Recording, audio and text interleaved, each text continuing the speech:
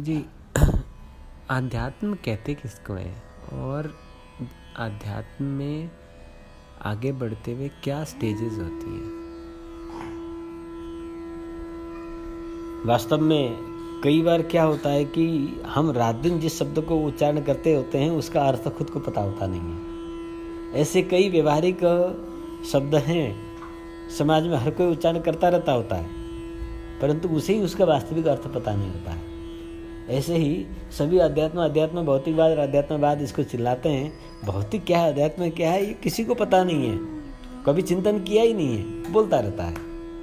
और शब्दाभास सबको है, अर्थात आभास सबको है कि अध्यात्म बोले तो ईश्वर परक होना, भौतिक बोले तो संसार परक होना, इतने ही लोग समझते हैं। परंतु अध्यात्म और भौतिक प्रकृति को कहते हैं, भौतिक शरीर को कहते हैं। शरीर में विद्यमान जो आत्मा है वो अध्यात्म है।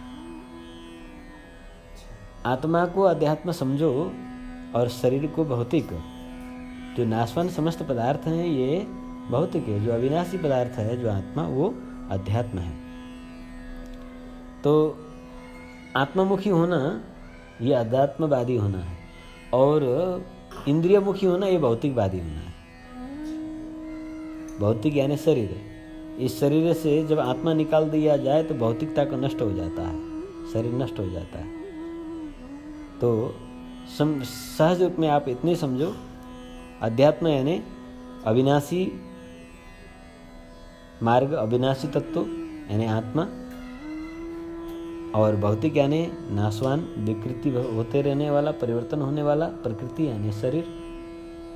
शरीर लगाए जितने भी मन के द्वारा चिंतन करने वाली सारे पदार्थ जो हैं वो भौतिक है।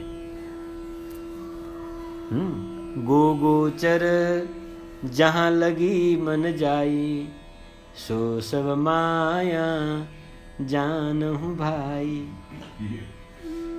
तो जहाँ जहाँ मन विचरण करता है ये सब भौतिक पदार्थ है। मन से आगे ऊपर का जो वस्तु है वो अध्यात्म यानी अविनाशी पदार्थ यानी आत्मा। और अध्यात्म में लगा हुआ व्यक्ति का जो स्टेज है, कोई स्टेज नहीं होता है इसमें कहने के लिए दुनिया स्टेज बनाया जाता है, एक ही स्टेज है। हाँ, राम चरण लव लागी। जिसका मन श्री राम जी के चरण में लग गया है, बस उन्हीं के लिए सब कुछ जमा करता है और उन्हीं के अलावा कुछ नहीं चाहता है। जाहि न चाहिए कबहु कछु, तुम सन सहज सने, तुम सन सहज सने। अर्थ न धर्म न काम रुचि, गति न चहूं निर्वाण। जन्म जन्म रति राम पद, यह वरदान नान। जेहि जोनि जन्महु कर्म बस, सिया राम पद अनुरागी हूँ। जौन सुखे जोनि में जाए कुछ भी हो, बस हे नाथ तेरे चरण का प्रेम के अलावा मुझे कुछ नहीं चाहिए। यही सर्वोत्तम पद है, मोक्ष पद से भी बढ़कर है। ये तो मोक्ष को भी लतिया देते हैं, उसको भी त्याग देते हैं। ये सबसे ऊंची स्टेज है। वैसे कहने के लिए दुनिया स्टेज बताया जाता है, कुटीचक, बहुधक, हंस, परमहंस, अवधूत इत्यादि अवस्थाएं संतों की कोटि को गिनाते हैं। फिर भी उपनिषद में कहा है साधना करते जाओ। तो बैठ के ढंग से साधना करने वाले व्यक्ति, मेरा साधना ठीक चल रहा है, इसका पहचान कुछ लक्षण है। इसमें लक्षण क्या क्या है? भक्ति मार्ग से 64 लक्षण बताया गया है। योग मार्ग में 84 लक्षण बताया गया। जो 84 आसन है ये 84 लक्षण है। और उसी प्रकार से ज्ञान मार्ग में 7 भूमिकाएं हैं ज्ञान का। शुभेच्छा आदि, तनुमानुषा आदि 7 भूमिकाएं ज्ञान का है। तो इसी प्रकार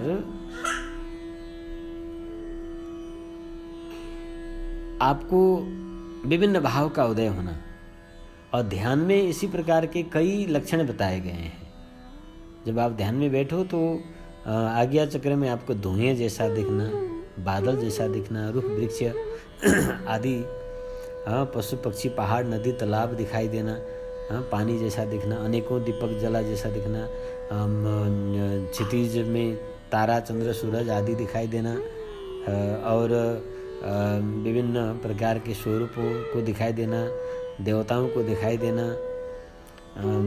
दीपक का लो दिखाई देना, ये सब दिखाई देता है तो समझ लो कि आपका ध्यान साधना सही मार्ग में जा रहा है।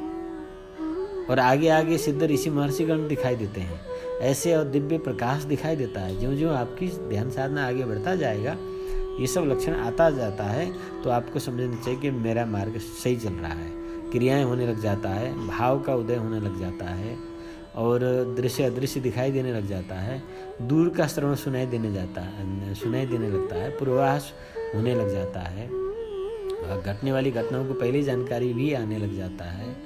हाँ, भूतकाल में घटी हुई घटना भी नज़र गोचर होने लग जाता है, विचित्र विविध प्रकार के अनुभवें आने लग जाता है। ये सब मेरा ध्यान ठीक हो रहा है, इसका ये लक्षण है, उपनिषद में बताया गया है। और बाकी सभी शास्त्रों में सभी ने कहा है भक्ति के 64 लक्षण होते हैं, उनमें से संचारी भाव और व्यभिचारी भाव ये अलग अलग होते हैं, जिसमें कुछ 28 भाव त्याजनीय होते हैं, बाकी जो 36 व 40 भाव हैं वो ग्रहण करने योग्य होता है, वो गुरु निर्कुल कर देते हैं। उसी में फिर पंच संबंध उत्पन्न होता है, नवरस उत्पन्न होता है। तो क्वचिद गायन्ति क्वचिद नृत्यन्ति, कभी वो गाने लग जाता है, कभी नाचने लग जाता है, वादन कुछ नहीं है, मस्त कथक नाच रहा है। कभी वो मूड स्तब्ध होके बैठ जाता है पत्थर जैसा बनके, और कभी वो जो है बड़ा दुखी खिन्न हो जाता है, रोने लग जाता है, बिलपंती बड़ा जोर जोर से वाह वाह करके रोता है। हाँ, तो बिलाप करने लग जाता है, बिलपंती, आँखों से यूं ही आंसू के धार बहने लग जाते हैं। और कभी शरीर में पूरे कंपन हो जाता है, संपूर्ण शरीर रोम रोम कांपने लग जाता है, विभिन्न हाव भाव कटाक्ष क्रियाएं होने लग जाता है। तो यन लब्धापुमान मत्तो भवति स्तब्धो भवति, उन्मत्त पागल जैसा हो जाता है, स्तब्ध सुनसान गुमसुम होके पड़ा रहता है। हाँ, आत्मारामो भवति तृप्तो भवति, मस्त तृप्त क्या गजब का हो जाता है, आप ही आप में मस्त होने लग जाता है। ये सब लक्षण नारद भक्ति दर्शन आदि शास्त्रों में बताया गया है। तो अनेकों अनेक लक्षण हैं जो सुनते रहना चाहिए, आचार्य की संगत करते रहना चाहिए। तो